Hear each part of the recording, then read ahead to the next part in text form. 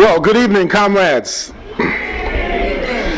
It's so great to be back in New York City, the location where our great weekly newspaper is published. And our newspaper is getting more spectacular every week and every month. It's obvious that more people around this country and around the world are reading Workers' World. I'm getting more responses just through my own personal email, through people in the city of Detroit, talking about what a wonderful newspaper that we produce here. On a voluntary basis, a working class newspaper that's anti-imperialist, that takes positions that distinguishes us from other forces in the United States and even around the world.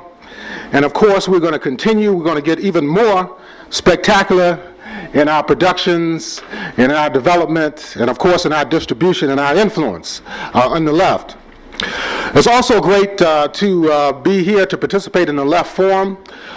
We were over there today at PACE, and we got a very good response to our literature table. Caleb, John were with me, and we of course were staffing the table. We sold a number of books and pamphlets, passed out a number of newspapers. People were stopping by at the table. So I think it's a very worthwhile effort on our part to participate in the Left Forum. Our party has been pioneering now for over 5 decades on the left in this country, and of course we have taken positions that have, of course, in the first instance may be considered controversial, but in the long term they prove to be correct. And of course we're going to continue that process. Now,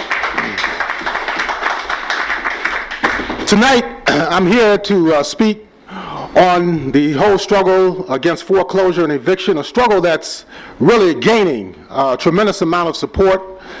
It's spreading throughout the country. The Occupy movement, of course, has given us a tremendous boost in regard to people who are concerned about the struggle for economic justice. But our approach to the struggle against foreclosure and eviction deals with this crisis in housing within the context of the broader economic crisis of world capitalism. We recognize that the problem of housing, the problem of jobs, healthcare, public education, utilities cannot be resolved until capitalism is overthrown, until imperialism is overthrown.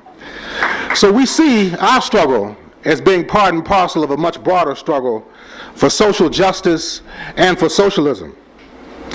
Now, as we have written about and discussed during the recent period of 2007 to the present, and in relationship to the city of Detroit, this takes on an even more added significance. The world economic crisis of overproduction has caused tremendous suffering among the working class and the oppressed in this country and throughout the world.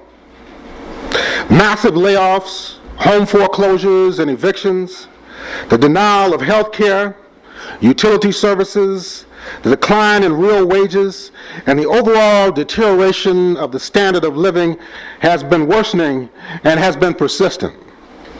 Now, despite the reports from some academics, some academic economists, and the corporate media that the Great Recession ended 2.5 years ago,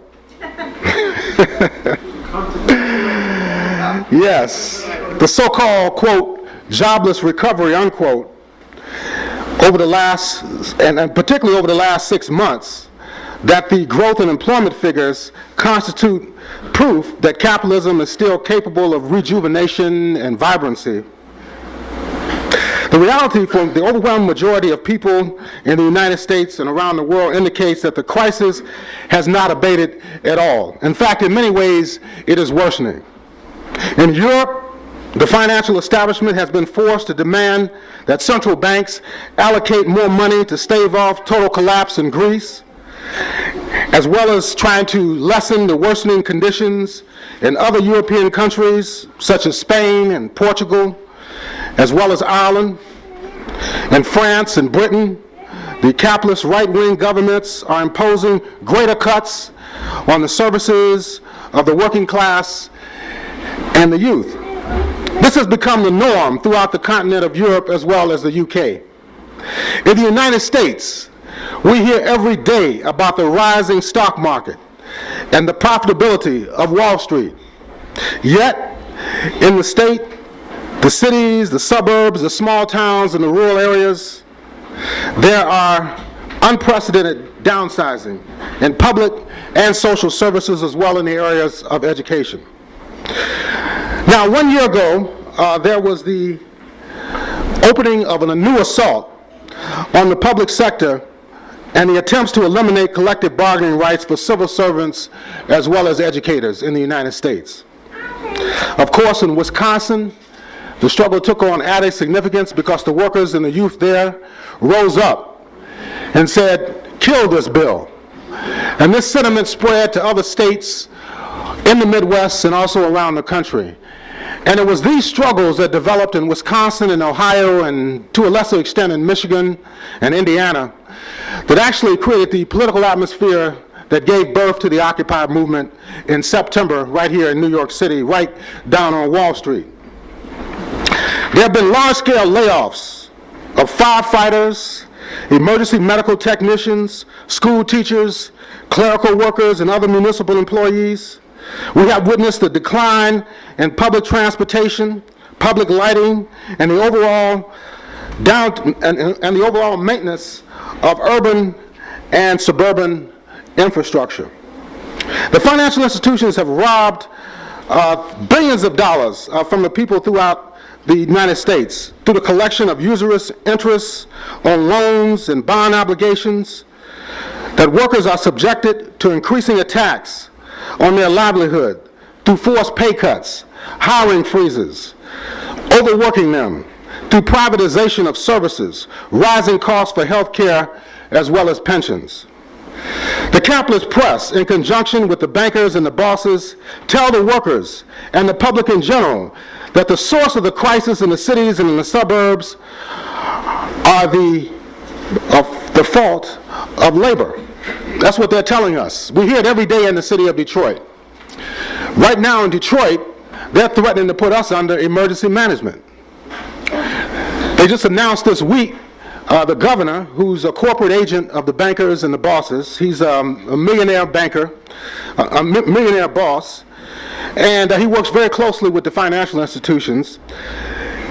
He announced this week that he wants to appoint a 9-member financial advisory board to usurp the powers of both the mayor and the city council in the city of Detroit in order to address the so-called economic crisis. This is an economic crisis that was created by the capitalists themselves, but yet they want the workers and the oppressed to pay for this crisis. And people in Detroit are saying, hell no. We don't want to pay for your mess and for your mistakes.